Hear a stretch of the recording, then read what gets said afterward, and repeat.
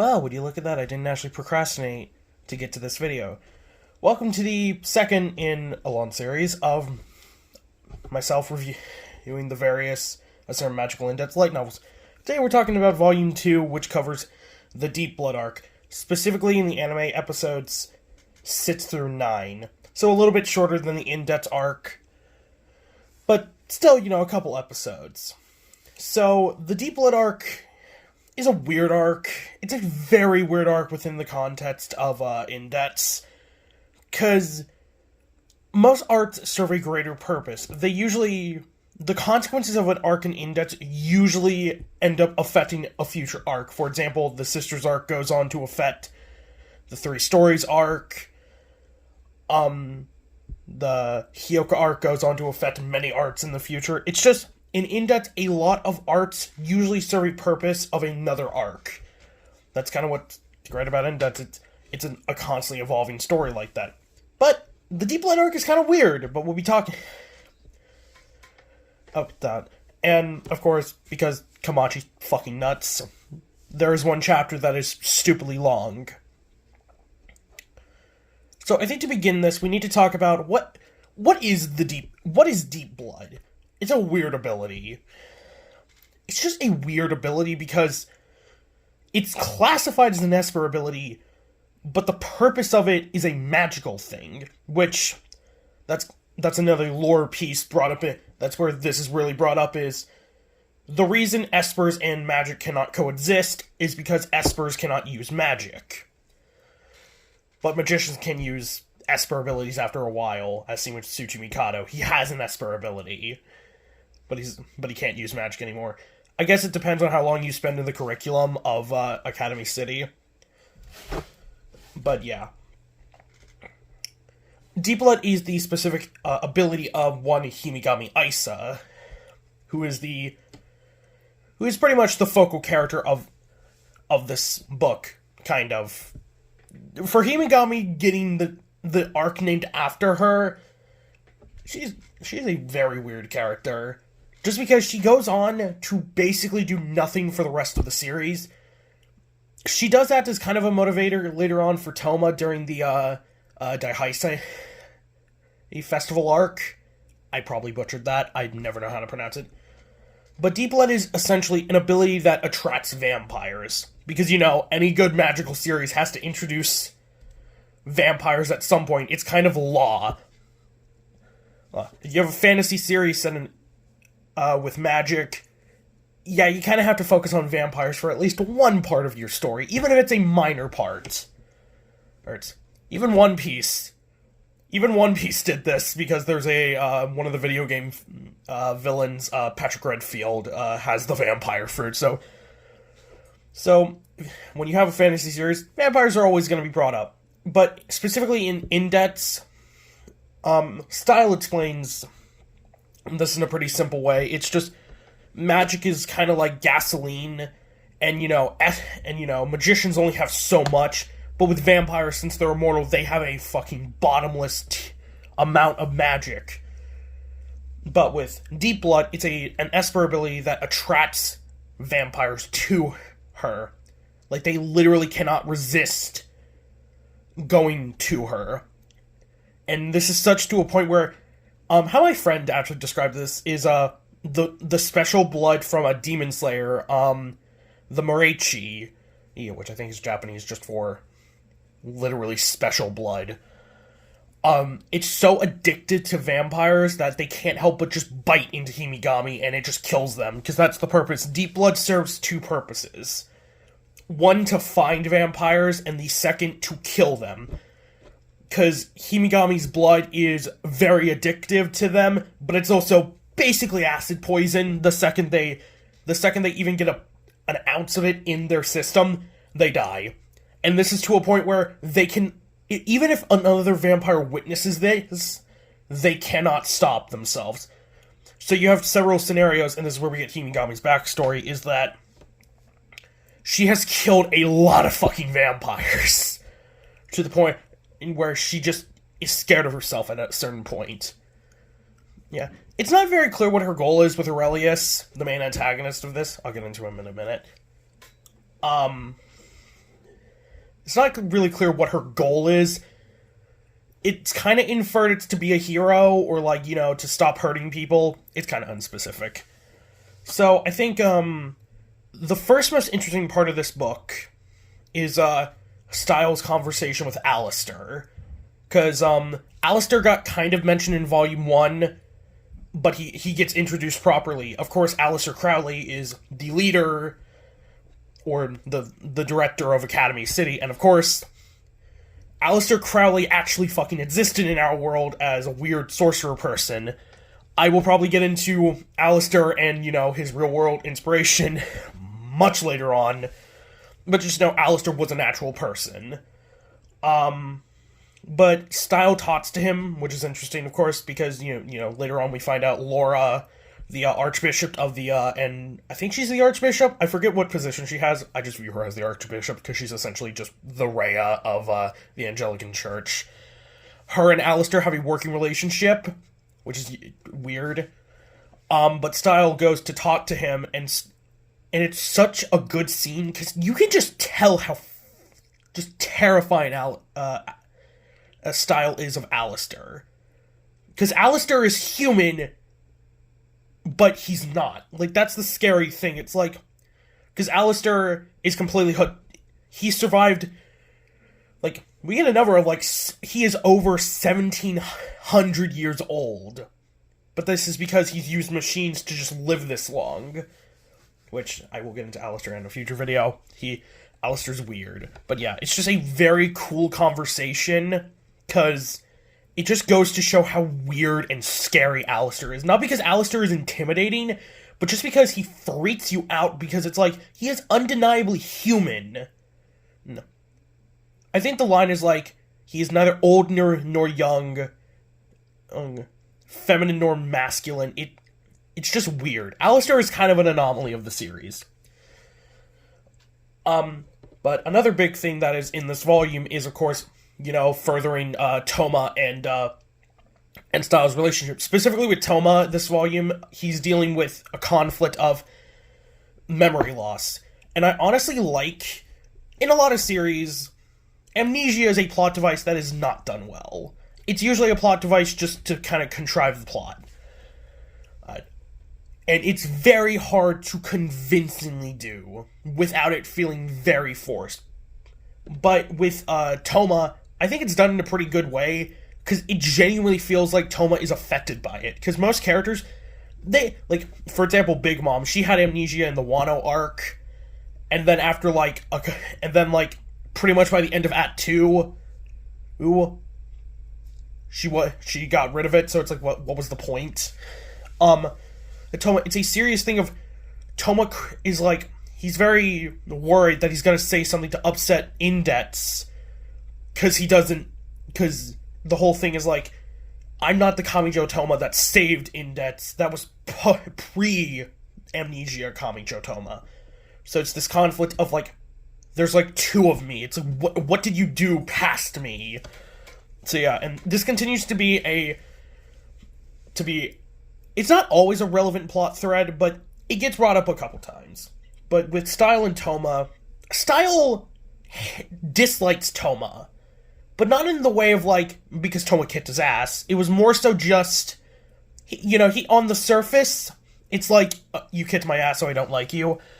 But it's more so of a place of, Style was someone who cared a lot for Indets. There's a whole thing, Style has a crush on Indets, which you would think would be creepy, but they're the same age.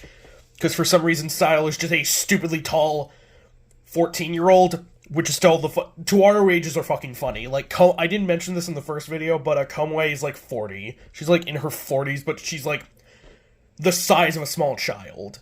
It's humorous. But it's a place of, Style cared so much for Indets, and it hurt him every time to see her memory get wiped.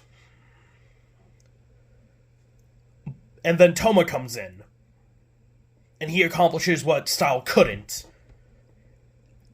And that frustrates Style to a point of just disliking Toma.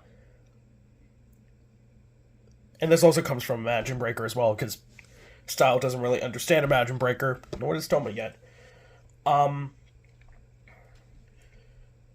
then the whole conflict of this volume is with an alchemist by the name of Aurelius Izard, who is the descendant of Paracelsus. I don't know how to pronounce his name. He was an alchemist that existed in our world, and in Toaru, alchemists are kind of viewed as scientists on the magic side. But as Style said, like, alchemists aren't really that strong, because the goal of alchemy is a spell by the name of Ars Magna, or I believe Great Art is basically, in a series like Fullmetal Alchemist, just to use an example, alchemy is something that is built on the foundations of our world. You can't produce anything in alchemy without using materials in our world, the law of equivalent exchange. So the goal of alchemists in the world of Indet is a spell of Ars Magna. It's literally building a world of your own to manipulate. It's essentially remembering every detail of the world to freely manipulate it with your thoughts. But the problem with this is you have to remember every little detail or it's gonna fuck up. Toma compares this to a computer program where, like, you can make the most advanced computer program, but if one line of code is out of whack, the entire system fails. I don't know computers, so someone will probably correct me on that. But the problem is, with Ars Magna, no one has achieved it, because the spell is complete, but it would take, like, 200 years, as Style kind of uses an example of, if I started to tell you every detail of the world, we would be here for 200 years. And Style just go on to say, like,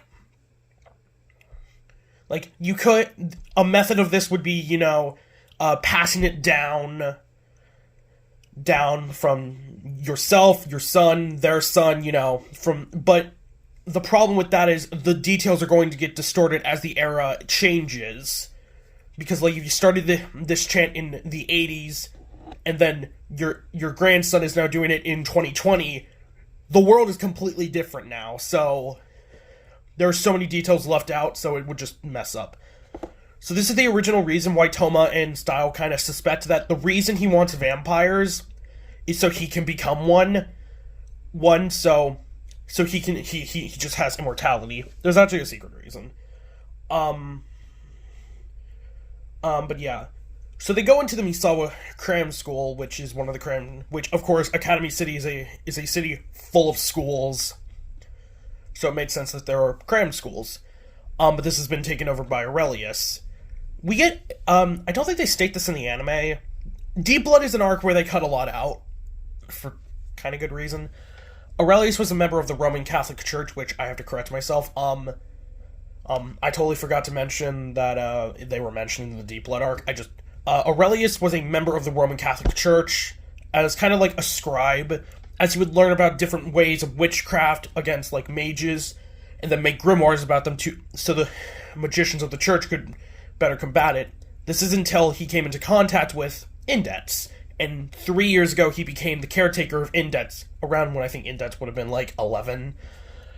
And he was just so frustrated with Indets' condition. He was just saddened by it. And that's kind of the whole point of Aurelius, why he exists. He's supposed to exist as a bad end Toma. He's someone who failed to save Indets and went down a dark path because of it. So the true reason he wants vampires is to make Indets immortal, because he thinks that if Indets were to become a vampire and get a vampire brain, vampires have a limitless brain when it comes to data information. But of course, as you can probably imagine, Toma already saved her. But before I get into the Aurelius versus Toma, which is probably the best part of the book, there is the stuff that is cut out. So when Toma and Style get separated after they enter the Misawa cram school, Toma encounters, that one girl who, got really fucked up because espers cannot use magic, and Aurelius was having them use magic. He encounters Himigami, and in the anime, Aurelius just instantly comes up, and that's when we get the introduction of his ability. But in the book, he fights against... initially, Style fights against a character called Aurelius Dummy. Essentially, Aurelius has a clone of himself that is, like, made of gold, that has an ability called Leman Magna, which is basically... It's essentially just a kunai. It's a golden arrow that he can shoot out. And Style initially fucks him up and, like, rips off his arm and leg. Then Toma fights against him, and it's a pretty hard fight for Toma. But Toma punches him out, and then Style just... How he kills Style is a very... No, how Style kills him is a very cool scene. They both give their magic name, and Style just, just shoves fire in his mouth and just kills him. But getting to the climax of the book... So, when Toma discovers Aurelius, and Aurelius reveals that he does have Ars Magna.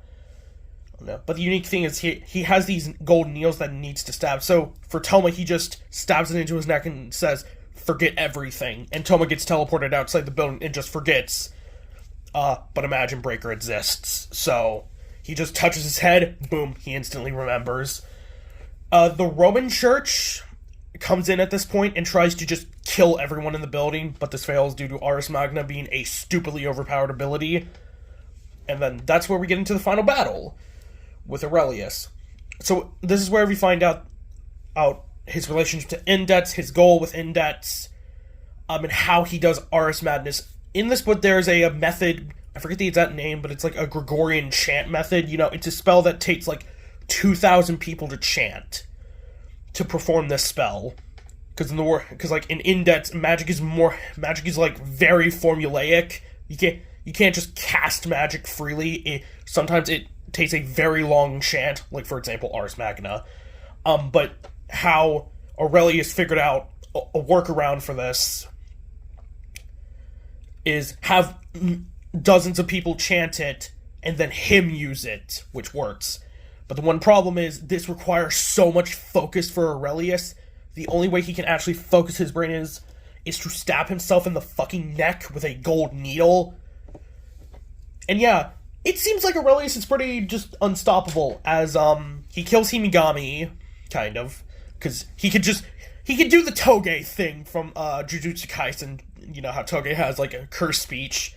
He can just say, "Die," and Himigami dies without any injuries, just drops dead. Style gets a very brutal death originally, because I forget the command, but he literally just, like, rips Style's skin and off to just, and it's fucking bloody as all hell.